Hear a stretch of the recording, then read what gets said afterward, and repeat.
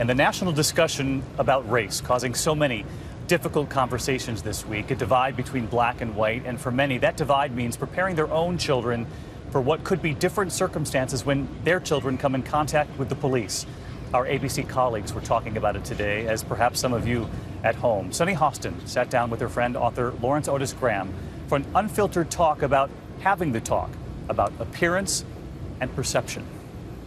Let's talk about the uniform. I didn't know until Trayvon Martin got shot that the hoodie was something that children, black children, shouldn't wear. And I remember when my son was about 9, I felt that he needed a uniform so that he didn't appear to be threatening. So he always has khakis on, a polo shirt. So you spoke to ABC a few years ago about this uniform that we both have our children wearing. It's no hoodies, it's no dark clothes. My boys know that they've got to be khaki pants. We don't do sweatshirts with words and names on them. This is really casual for them. They don't do the t-shirt thing. Has the uniform changed?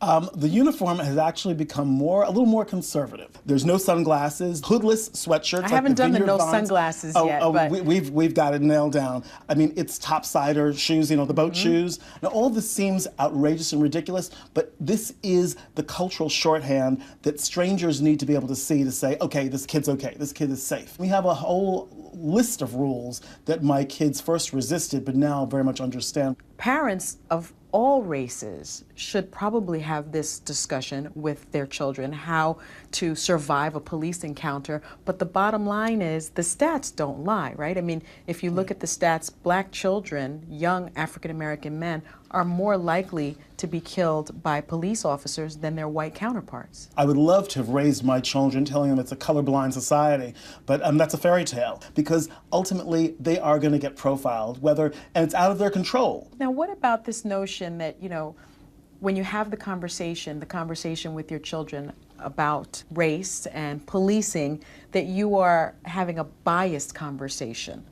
And you're racist, and you're part of the problem for making your children distrust police. Right. In our family, our view is, and I'm saying this as someone who's chair of the county police in my local police, and I know how hard they work, and I know how dangerous their job is. And most of them are wearing that uniform because they want to help people. Absolutely. And because they're just good cops. And they are not looking at race, they're not looking at gender, not looking at ethnicity, but for those rogue cops that are, I say better not to have any interaction with them than to have even a neutral interaction.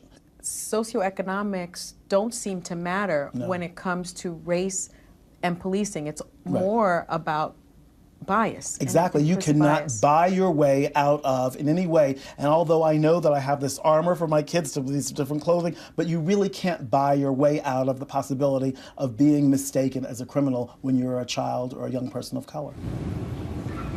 It's an eye-opening discussion, and I want to bring back in Nightline anchor Byron Pitts, because you and I were talking about this earlier. It's a very real thing. You've got 6 kids. Your baby's 23.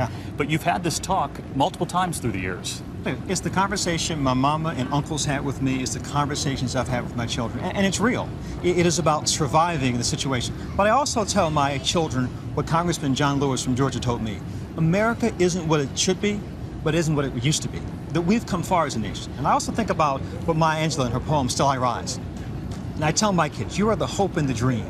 Be positive, but you got to be alive. And a lot of these kids want to be future police officers. We can't forget that, too. And I was just talking with friends of mine this week who said they've talked to their own kids about when you encounter the police, err on the side of caution, give in to the arrest, deal with it later. But don't try to ratchet up this situation, which is a very hard thing to do, especially if you're young and you're prone to anxiety and hormones. Those situations are so unpredictable. I had a conversation just a few nights ago with my 23-year-old daughter, who, a college-educated young woman, rainbow of friends, weeping, burdened by this.